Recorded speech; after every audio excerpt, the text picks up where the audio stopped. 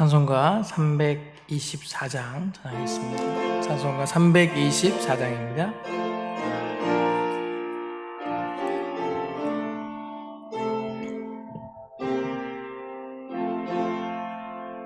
예수 나를 오라 하네, 예수 나를 오라 하네. 어디든지 주를 따라 주와 같이 가려네. 주의 인도하심 따라, 주의 인도하심 따라 어디든지 주를 따라 주와 같이 가려네. 겟세마네 동산까지 주와 함께 가려 하네. 피땀 흘린 동산까지 주와 함께 가려네. 주의 인도하심 따라 어디든지 주를 따라 주 따라 주와 같이 가려네. 심판하실 자리까지 주와 함께 가려 하네. 심판하실 자리까지 주와 함께 가려네. 주의 인도하심 따라, 주의 인도하심 따라 어디든지 주를 따라 주와 같이 가려네.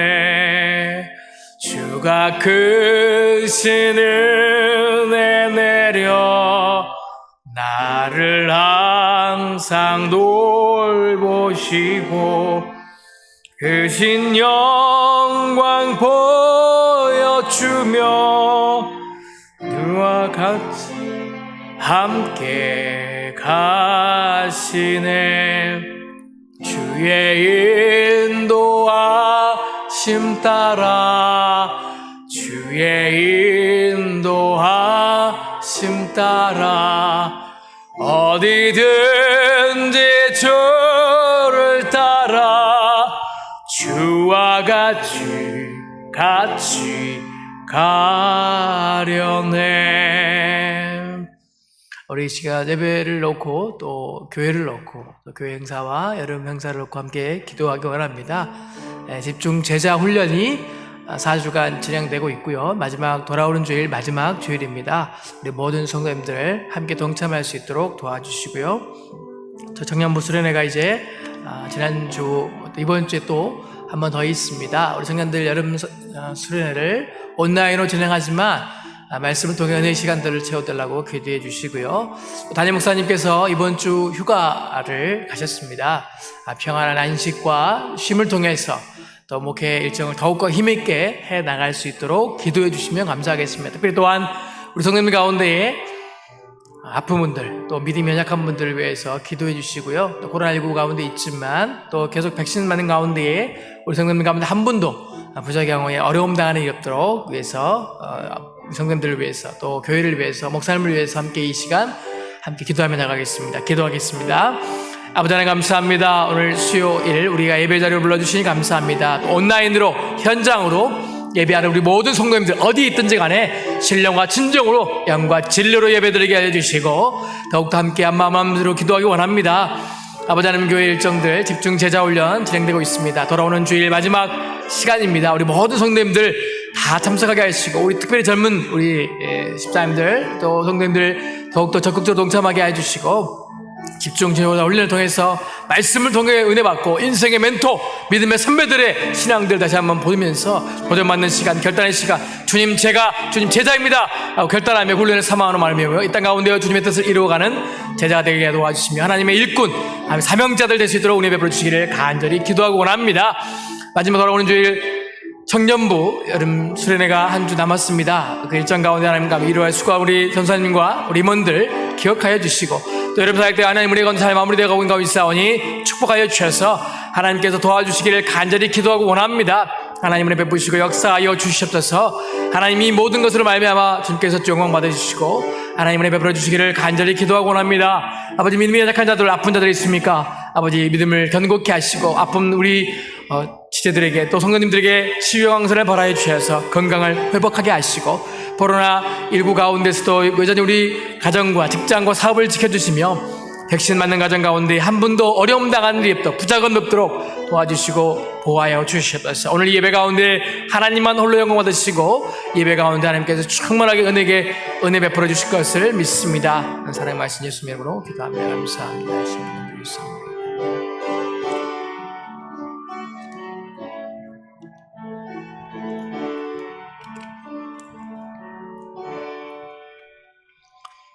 네, 오늘 말씀은 사도행전 13장 13절부터 25절까지 말씀 함께 교독하겠습니다.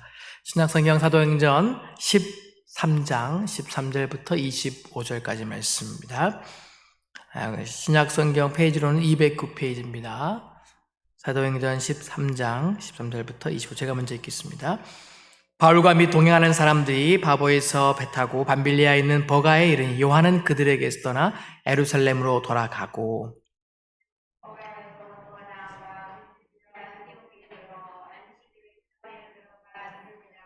율법과 선지자들의 글을 읽은 후에 회당장들이 사람을 보내 물어 이르되, 형제들아, 만일 백성을 권할 말이 있거든 말하라 하니,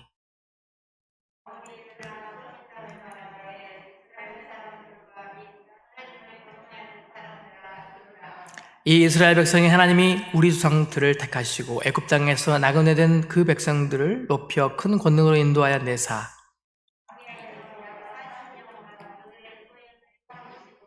가나안 땅 7 족속을 멸하사 그 땅을 기업으로 주시기까지 약 450년간이라. 그 후에 그들이 왕을 구하거늘 하나님이 베냐민 지파 사람 기스의 아들 사울을 40년간 주셨다가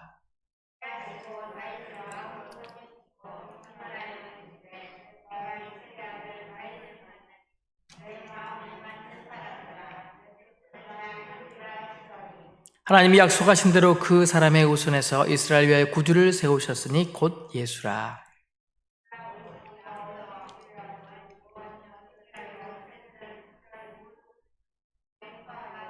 같이 읽겠습니다.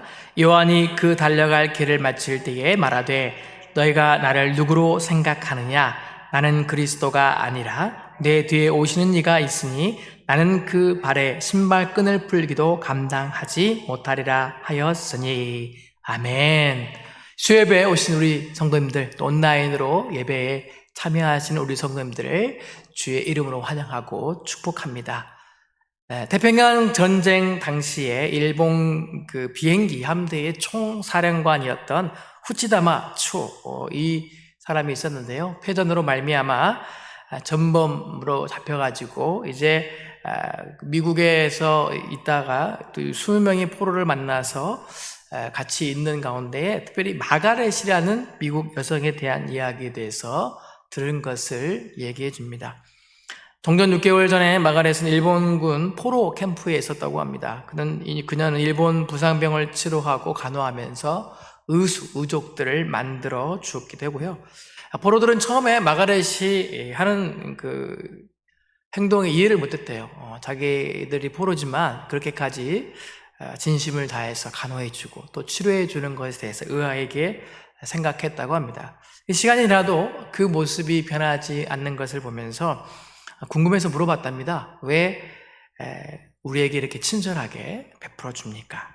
그녀가 그렇게 대답을 했대요. 우리 부모님이 당신들 일본군에 의해서 참수를 당했다라고 얘기를 했답니다. 그때 우치다마 추오라는 이 사람은 그 말을 듣고 아주 큰 충격에 맞았다고 해요. 자신을 죽인 자신을 죽인 일본군을 향하여 그렇게 헌신적으로 봉사하고 헌신할 수 있는 것이 과연 가능한가? 자신들은 그 패전 가운데서 포로에 잡힌 것을 한탄하면서 내가 포로를 풀려나면 복수해야지, 어떻게든지 그것을 대갚아 줘야지라고 살았는데, 과연 이 사람은 어떤 사람이길래 이렇게까지 자기를 죽인 일본인들이 그렇게 미울 텐데 이렇게 헌신적으로 섬겨주고 헌신할까라는 생각들을 했다고 합니다. 마가렛의 부모는 침례교 선교사였고, 증언에 의하면 그녀의 부모는 죽기 전에 일본을 위해서 눈물을 흘리며 기도했다고 합니다. 그래서 그가 그런 이야기를 듣다 보니까 참 자신이 초라해진 모습들을 경험했다고 해요.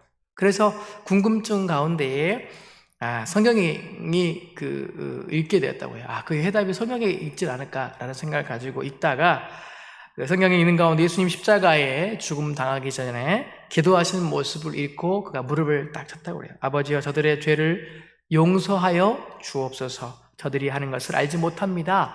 그 말씀을 읽다가 무릎을 탁 치면서 그렇구나. 저분이 예수 믿는 사람이기 때문에 이 말씀을 알고 또 그 말씀대로 그가 삶 가운데에 그 뜻대로 살려고 애를 쓴 모습들을 나에게 보여줬구나.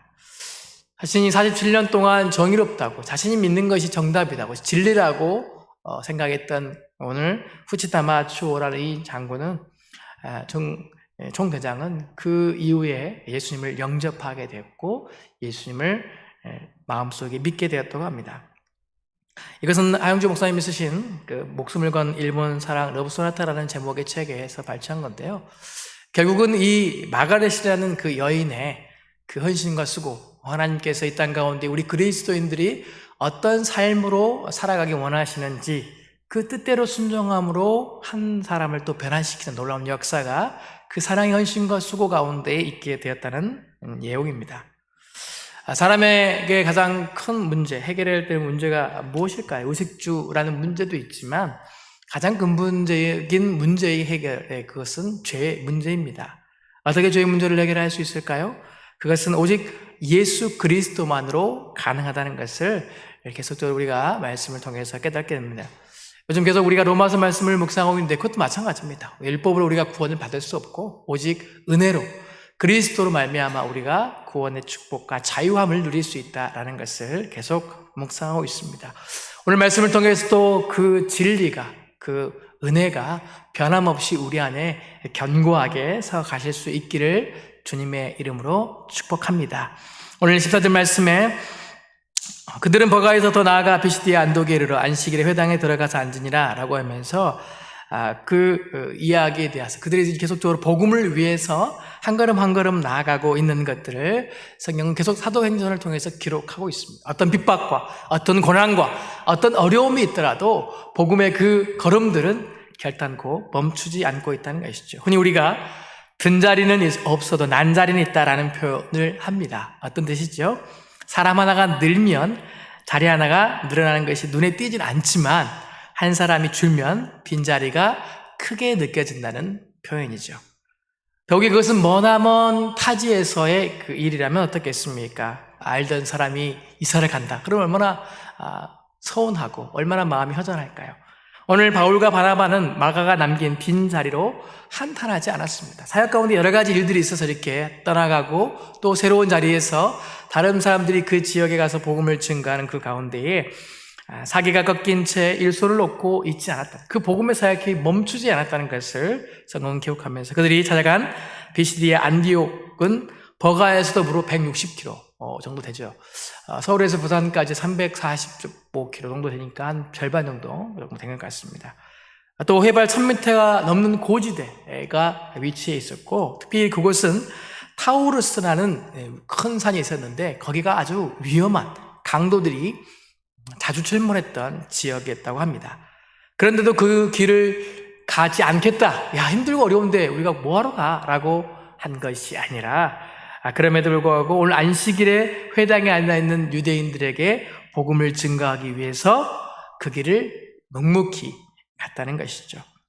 오늘 우리에게 주어진 이 말씀은 우리에게 어떤 도전을 줍니까? 그들이 비록 환경이 어렵고 또 여러 가지 고난이 닥칠 줄 알지만 그럼에도 불구하고 그들은 복음의 사역들, 그 사명감을 가지고 포기하지 않았다는 것입니다. 하나님의 뜻을 이루기 위해서 그들은 단 한순간도 멈추지 않았다는 것이죠. 오늘 우리가 코로나19 시대를 살아가면서 우리의 믿음과 신앙이 어디쯤 와 있나요? 저 멀리 아직도 머물러 있으십니까? 아니면 지금 이 자리에 또 영상으로, 현장으로 여러분 예배 자리에 나와서 하나님을 깊게 사모하고 만나고 또 말씀을 듣고 계십니까?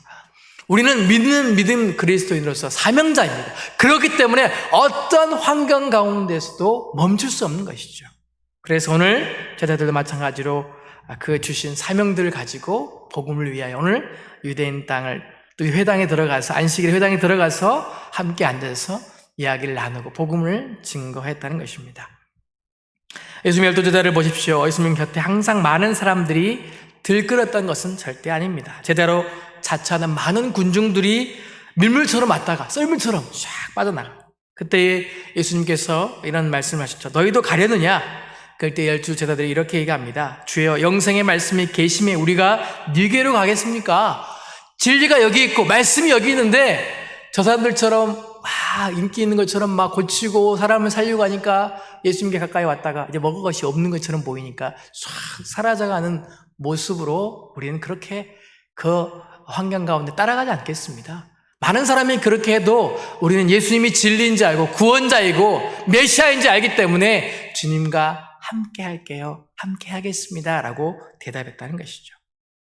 그래서 주의 영생의 말씀이 계심에 네게로 가오리니까 표현하면서 그 길이 진정한 길이기 때문에 우리는 돌아서거나 포기하지 않겠다고 대답을 하는 것이죠. 우리의 믿음도 이렇게 확고해야 된다는 것입니다. 우리의 신앙이 시대가 변하고 코로나19 시대에 있다고 할지라도 그런 환경에 휘둘리는 것이 아니라 변함없이 견고한 믿음 안에 날마다 서 있기를 주님의 이름으로 축복합니다.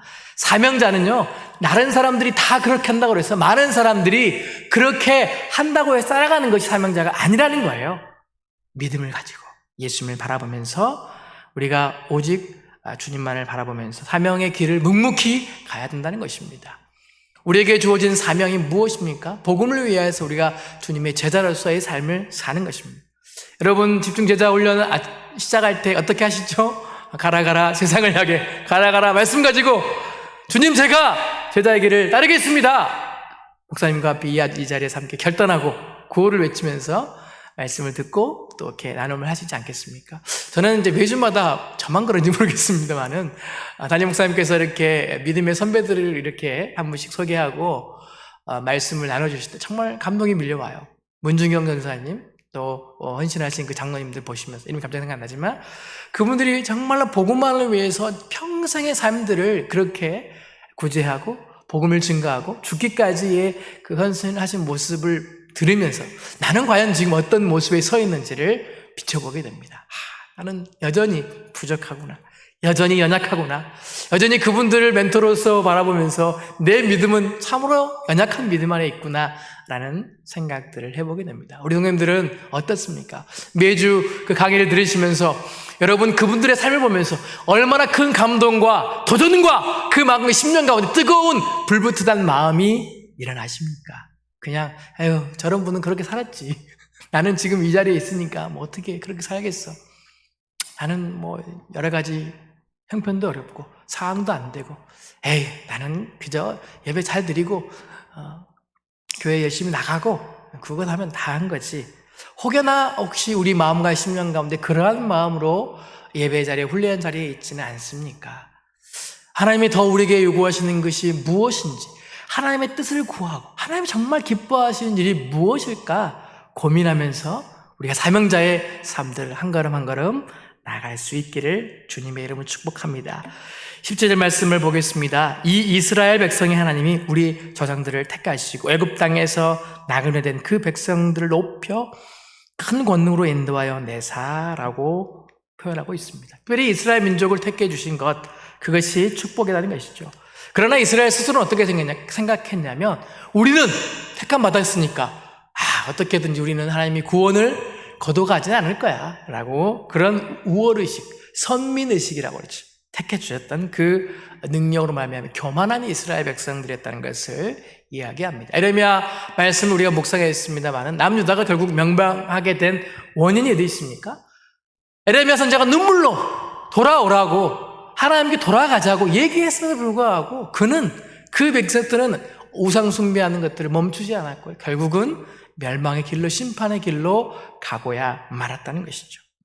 바울은 오늘 이것이 철저한 그들이 택함을 받은 것이 자들이 잘나갔고 그러는 것이 아니라 철저하게 하나님의 주권적인 선택에 의해서 의뢰를 입었다는 것을 이야기합니다. 외적인 기준이 아니라는 거예요. 이스라엘 백성들을 외적인 기준으로 본다면 과연 그들이 택함 받을 만한 이유가 어디 있냐? 모세의 고백 가운데 너는 내 여호와 하나님 내 하나님의 성민이라 내 하나님 여호와께서 지상 만민 중에서 너를 자기 기업으로 백성으로 선택하셨느니 여호와께서 너희를 기뻐하시고 너희를 택하심은 너희가 다른 민족보다 수요가 많은 연고가 아니라 너희는 모든 민족 중에 가장 적으니라 라고 표현하고 있습니다. 신명기 7장 6절과 7절 말씀. 야, 너희가 뛰어났구나. 너희가 뭐 잘나서 하나님이 너희를 특별히 택해 주신 적 아니? 아니야. 그냥 너희가 택함 받은 것이 은혜요 축복이야. 왜 교만해 그렇게? 오늘 우리에게도 도전하게 주시는 것은 우리가 믿음 생활하지만 우리의 마음과 심령 가운데에 내가 예수 믿게 된 것으로 머물러서 그냥 받았으니까 이제 예수 믿게 됐으니까 거기에 안주하면서 내가 해야 될 사명들, 내가 주님이 기뻐하신 일들을 온전히 감당하지 못하고 혹시 내려놓고 있는 것이 있는지 함께 돌아보기 원한다는 것이죠. 외적인 기준으로 본다면 그것은 그들이 아주 작고 보잘것없는 민족이라는 거예요. 그것은 하나님의 선택에는 어떤 인간적인 기준으로 그들을 선택해 주지 않아요. 인간적인 기준으로 보자면 아주 왜소하다는 겁니다. 과연 택할 만한 조건이 뭐가 있나요? 이스라엘 민족들이.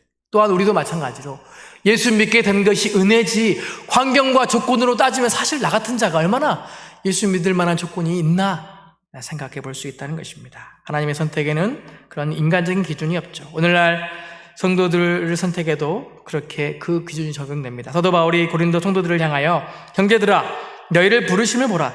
육체를 따라 지혜 있는 자가 많지 아니하며 능한 자가 많지 아니하며 문벌 좋은 자가 많지 않아. 야, 지금 교회 안에 여러분 보고 계시죠? 한번 돌아보세요. 얼마나 잘났는지, 얼마나 뛰어난 학벌이 있는지. 없죠? 이렇게 하나님께서 여러분을 사랑하시고 여러분을 특별히 예수 믿는 자로 택해 주셨다. 그렇게 여러분 잊어버리면 안 됩니다 라고 말씀을 하고 있는 것이죠. 하나님의 선택에는 어떤 인간적인 기준이 없다는 것입니다. 어떤 기준을 만약에 제시한다. 과연 그렇게 되면 우리가 어떻게 될까요? 그 기준에 드는 사람이 몇 명이 될까? 가문은 몇 대째 돼야 되고, 뭐 학벌은 어떻게 해야 되고, 돈은 얼마 있어야 되고, 그죠? 그런 조건을 만약에 붙이셨다면, 과연 그 중에 택함을 받은 사람이 몇 명이나 되겠냐? 그것이 바로 그 자체가 은혜라는 것을 우리가 잊지 말아야 된다는 것입니다. 사도 바울은 에베소서 2장 8절 말씀에 너희가 그 은혜를 나의 믿음으로 말미암아 구원을 얻었나니 이것이 너희에서 난 것이 아니요 하나님의 선물이라 라고 고백하고 있습니다. 그렇기 때문에 우리가 그 은혜 받은 그 선물들을 소중하게 생각해야 해요. 귀하게 생각해.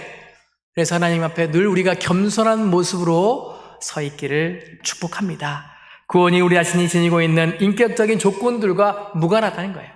한 사람을 사랑할 때는요, 그 사랑하는 사람의 외적인 조건, 여러 가지 것들이 보이지 않습니다. 여러분 그렇지 않나요? 네, 사랑을 안 해보셨군요. 네, 사랑하게 되면 하트가 뿅뿅 나오면서 그의 모든 모습들이 아름답게, 너무나 귀하게 또 잘 보인다는 것입니다. 그래서 뭐라고 표현하죠? 눈에 콩깍지 하셨다는 표현을 쓰지 않습니까? 우리 권사님들. 네. 잘 들어보셨죠? 네. 그래서 그가 갖고 있는 모든 조건과 백경들이 보이지 않고 그 사람 자체가 정말로 아름답게, 귀하게 보인다는 것을 얘기하는 것이죠. 하나님이 우리를 보실 때 마찬가지라는 거예요. 우리가 너무나 사랑스러우신 거예요.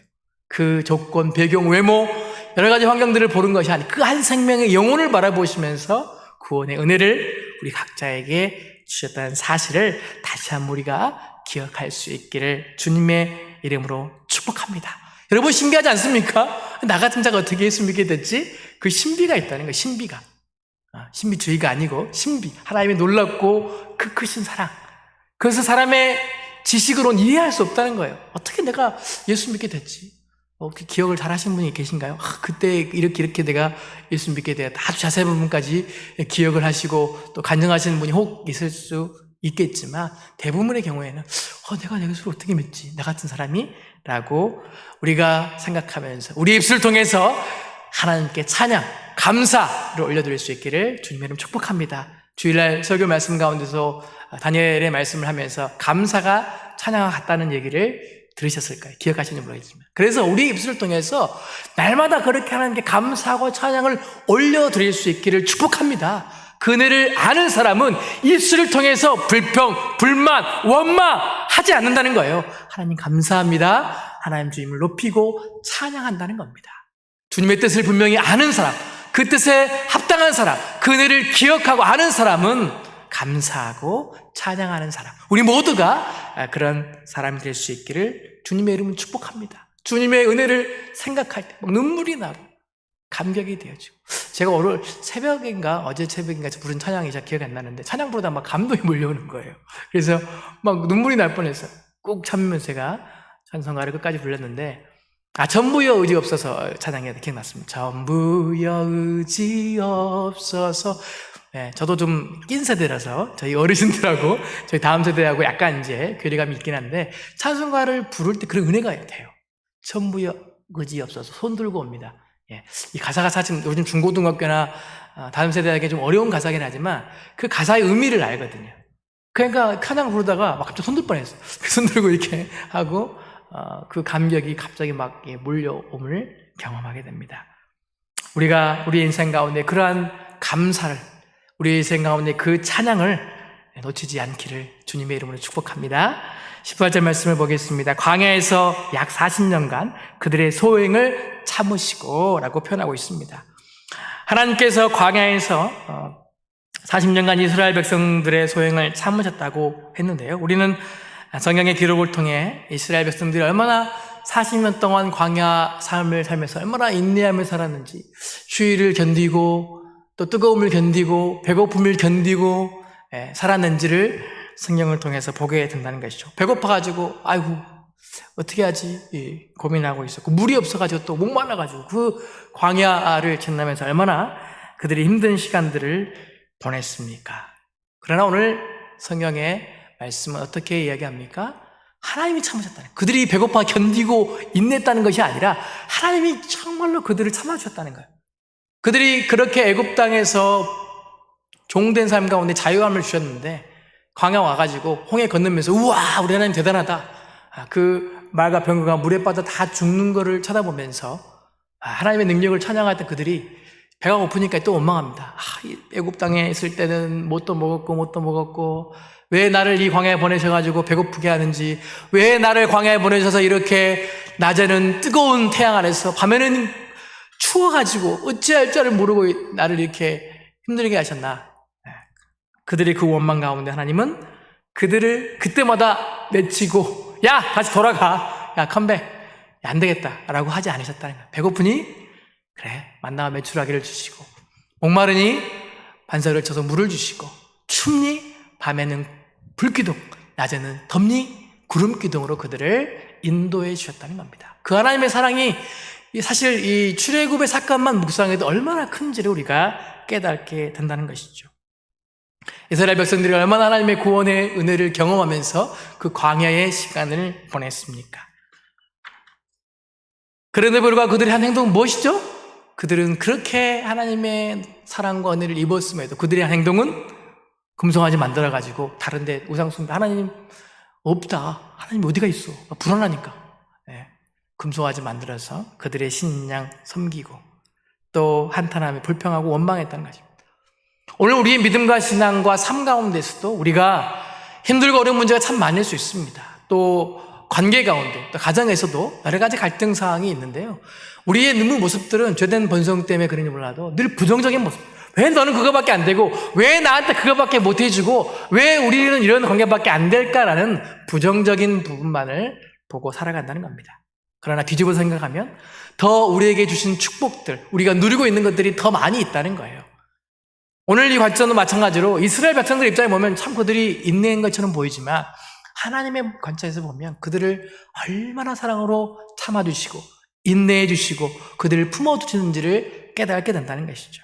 참 하나님의 그 성품과 그 크신 사랑들을 우리가 다시 한번 깨닫게 된다는 것입니다. 하나님은 질투하신 하나님이시죠. 또 소멸하시는 불이시고, 또한 때로는 그 잘못에 대해 진노하시고 또 분명히 심판하시지만 그 심판과 진노가 있기 전까지 얼마나 하나님께서 오래 참으셨는지는 성경에 분명하게 기록하고 있다는 겁니다. 에레미야 선자, 에레미야서를 우리가 묵상해도 그렇지요. 그 이스라엘 백성에게 그렇게 우상 숭배하고 또 불의를 행할 때에도 에레미야 선자를 통해서 눈물로 호소하면서 돌아오라고 말씀을 하고 있다는 거예요. 우리를 구원하시기 위해서 그렇게 오래 참으셨다는 거예요.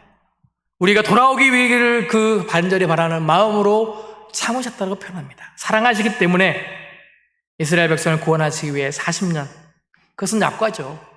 노아 홍수 이야기는 120년 시간 동안 노아 홍수가 있기 전까지 시간들을 참으셨다는 것이죠. 여러분, 이런 기다림을 여러분 할 수 있습니까? 여러분, 누군가를 위해서 120년을 기다릴 수 있는 사람 한번 손 들어보시죠. 저는 못할 것 같아요. 저는 먼저 손 들게요. 과연 우리가 한 사람이 돌아오기까지 120년을 참아줄 수 있느냐? 우리 하나님은 그런 분이라는 거예요. 우리 하나님은 그 한 민족이, 그 백성이 돌아오기까지 120년 동안 참으시는 분이에요. 그 하나님의 그 참으심이 얼마나 크시고 그 사랑이 얼마나 크시냐. 그 끝에는 무엇이 있습니까? 우리가 구원받기를 원하는 하나님의 그 깊은 사랑이 있다는 것이죠. 그리스도와 우리가 닮아가는 모습들은 있을 수 있습니다. 경건의 능력은 있으나 경건의 모양 가운데 우리가 그 모습을 겉으로는 갖출 수 있습니다. 그런 척은 할 수 있죠. 그러나 과연 우리가 끝까지 그것을 지킬 수 있냐라는 문제는 다른 문제라는 거예요. 우리가 누군가를 위해 사랑하는 척, 도와주는 척은 할 수 있습니다. 그러나 그 사람을 변함없이 기다려주고 도와주고 끝까지 그 사람을 지지해준다는 문제는 다른 문제라는 거예요. 우리 하나님께서는 그렇게 우리를 지지하시고 도와주시고 늘 함께하기 원하신다는 것을 믿으시기 바랍니다. 여러분이 그 하나님에 대해서 다시 한번 오해 없기를 바라고 제대로 깨달아 알기를 원합니다. 우리가 말씀을 왜 듣습니까? 우리가 오해했던 부분이 있다면 말씀을 통해 다시 한번 깨닫기를 원하는 거예요. 하나님에 대한 오해에 대한 상품들이 있다면 회복할 수 있기를 주님의 이름으로 축복합니다. 오늘 20절과 21절 말씀, 그 후에 선지자 사무엘 때까지 사사를 보내주셨더니 그 후에 그들이 왕궁을 구하거늘 하나님이 베냐민 지파 사람 기스의 아들 사울을 40년간 주셨다가 패하시고 다윗을 왕으로 세우시고 증언하여 이르시되 내가 이새의 아들 다윗을 만나니 내 마음에 맞는 사람이라 내 뜻을 다 이루리라 하시더니. 아멘. 오늘 제목을 여기서 잡았습니다. 내 뜻을 다 이루리라.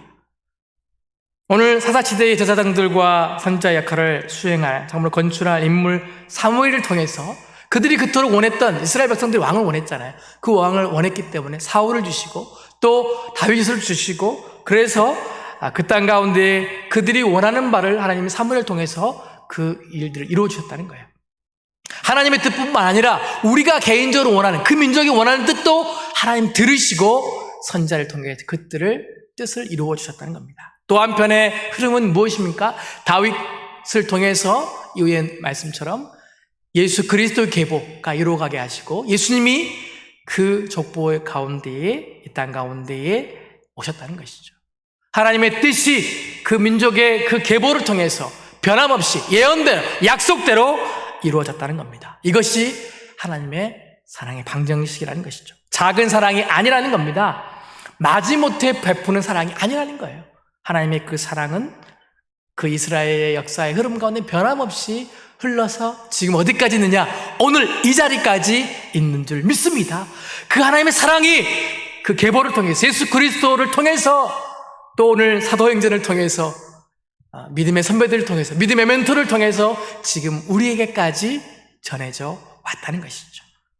그래서 우리가 그 하나님의 사랑을 우리가 다시 한번 기억해야 한다는 것입니다.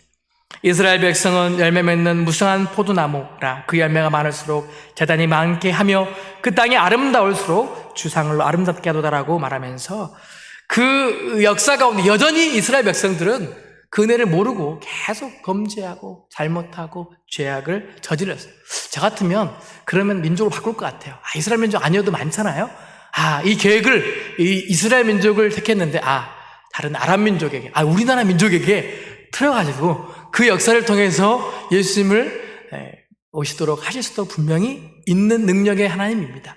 그럼에도 불구하고 그 약속의 말씀을 주셨기 때문에 끝까지 그 민족을 통해서 하나님의 뜻을 이루어졌다. 오늘 22절 말씀에 그렇게 얘기합니다. 내 마음에 맞는 사람은 내 뜻을 다 이루리라 하시다. 다윗을 통해서 언약의 말씀을 주시잖아요. 그래서 이스라엘 백성이 아무리 범죄하고 잘못을 저질러도 그 계보를 통해서 예수 그리스도가 이 땅에 오시도록 허락하셨다는 것이죠. 우리가 늘 기억해야 되는 것은 변함없는 하나님의 사랑입니다. 오늘도 우리에게 하나님은 최상의 것으로 주신다는 것이죠. 그 사랑으로 지금도 저와 여러분들을 하나님이 사랑하고 있다는 겁니다. 그러므로 우리는 그 사랑에 감격할 수밖에 없고 그 사랑 안에서 하나님의 뜻을 이루어져가는 삶을 살아야 한다는 겁니다. 여러분, 사랑을 아는 사람은요, 그 사랑을 배반하지 않습니다. 그 사랑을 아는 사람은 그 사랑을 다시 한번 더 확장시키고 더 이루어지기 위해서 사랑받은 사람은 죽는 날까지 그 사명을 온전하게 감당한다는 거죠. 예수님의 사랑을 진정하게 깨닫고 아는 사람은 중간에 배반하거나 멀리 떠나지 않고 그 사랑을 알기 때문에 그 사랑이 얼마나 큰지를 끝까지 내게 주신 사명을 몸부림치면서 감당하려고 애를 쓴다는 것이죠. 오늘 24절과 25절 말씀 이후에 그 말씀은 요한이 먼저 회개의 세례를 이스라엘 모든 백성에 전파하니라. 요한이 달려갈 길을 마침에 말하되 내가 나이를 누구로 생각하느냐 그리스도가 아니라 내 뒤에 오신 이가 있으니 나는 그 신발끈을 풀기도 감당하지 못하리라 라고 하면서 이제 그들이 그 말씀을 통해서 회개하고 돌아오기 원한다. 이 복음을 들으라는 거예요. 이제는 잘못된 길에서 돌이켜서 하나님이 기뻐하신 일이 무엇인지 여러분이 깨닫고 복음을 위해서 삶을 온전히 결단하면서 나가기를 원한다는 겁니다. 우리에게 구원을 줄 수 있는 다른 존재는 없습니다. 이스라엘 백성은 요한을 그리스도로 여겼죠. 저 사람이 진정한 메시아다. 회개하라, 천국이 가까웠다 라고 선포했을 때, 그러나 그는 그렇게 얘기하면 내가 아니다. 내 뒤에 오시는 그 예수 그리스도가 진정한 메시아고 나는 그분의 신발을 맨 것도 감당하지 못할 아주 연약한 자인다는 것을 고백하고 있다는 겁니다. 그래서 결국은 결론이 뭡니까? 예수를 믿으라는 거죠. 그분이 진정한 메시아고 그분을 통해서만 구원의 은혜를 누릴 수 있다라는 것을 얘기하면서 우리의 죄를 문제를 해결하기 위해서 예수님께서 이 땅에 오셨다는 겁니다. 오늘 제목이 뭡니까? 내 뜻을 다 이루리라 말씀이죠. 주일날 담임 목사님께서 다니엘서의 말씀을 통해서 우리의 그리스도인들이 힐링, 뭘 통해서 힐링해야 된다 그래서 기도함을 통해서 힐링, 우리가 회복하고 우리 안식과 평안을 누려야 된다. 그러면서 그 다니엘의 축복은 기도의 청량과 같다는 표현을 하셨습니다. 하나님의 뜻을 위하기 위해서 또한 우리가 무엇을 해야 될까? 예배하는 것도 중요하지만 또한 우리에게 주어진 사명, 우리가 기도해서 우리 하나님의 뜻을 구하고 그 사명에 맞게 우리가 온전하게 나가야 된다는 말씀을 주일날 다니엘 말씀을 통해서 선포해 주셨습니다. 우리는 한 주 동안 살아가면서 얼마나 그 말씀을 잊지 않으면서 우리의 삶 가운데에 결단하고 있습니까? 여러분, 하나님의 뜻을 위해서 내가 그 기도의 제목들을 가지고 얼마나 몸부림치고 있습니까? 혹시나 우리가 나의 개인적인 이익과 나의 개인적인 꿈들과 나의 개인적인 모든 것들을 위해서 유익을 위해서 기도하고 있지는 않습니까? 우리의 기도가 정말로 하나님의 뜻을 그 뜻을 함께 이루어가는 기도를 하고 있고 그 뜻을 구하고 있는지를 한번 말씀을 통해서 묵상해보고자 하는 겁니다. 오늘 하나님은 한 민족을 택하시고 그 계보를 통해서 그 뜻을 이루어가셨습니다. 그 계보가 어디까지 이뤘습니까? 오늘 저와 여러분 가운데 이루어졌다는 거예요. 어떻게 하시겠습니까? 그 사역들을 이제 멈추시겠습니까? 그 뜻을 모른 척 하시겠습니까? 여러분, 더 이상 그 말씀을 흘려드리지 마시고 간과하지 마시고 모른 척 하지 마시고 오늘 말씀을 통해서 다시 한번 하나님의 뜻을 구하고 결단하며 나가는 저와 성금 되시기를 주님의 이름으로 축복합니다. 기도하겠습니다. 사랑과 은혜가 풍성하신 아버지 하나님, 오늘 말씀을 통해서 다시 한번 우리가 복음을 통해 결단하는 삶의 모습으로 나가기를 소망합니다. 오늘 다윗의 계보 이스라엘 통해서 하나님의 뜻을 나타내시고 이루어 가신 것들을 바라보면서 오늘 우리에게 동일하게 그 하나님의 뜻을 이루어가기 원하시는 것을 다시 한번 깨닫게 하시니 감사합니다. 우리가 여러 가지 핑계와 환경을 들으면서 우리에게 주어진 사명을 혹시 소홀하게 했다면 주님 용서해 주시고 다시 한번 결단하며 주님의 제자로서 훈련을 삼하고 예배를 삼하고 기도함으로 하나님의 뜻을 구하며 하나님을 더욱더 기쁘게 하며 칭찬받며 하나님 마음에 합당한 사람으로 우리 모든 성도님들 세워질 수 있도록 그 사명 감당할 수 있도록 은혜 베푸시고 역사해 주실 것을 믿사오며 살아계신 예수님의 이름으로 기도합니다. 아멘. 찬송가 325장 찬양하겠습니다.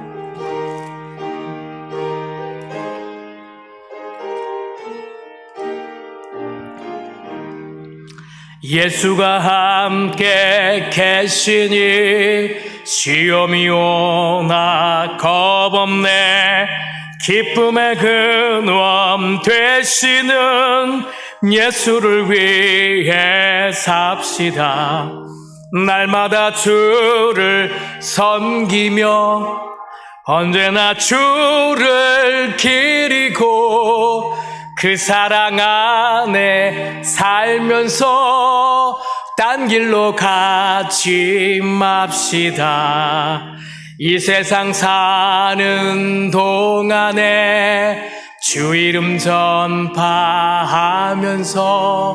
무한한 복나 주시는 예수를 위해 삽시다.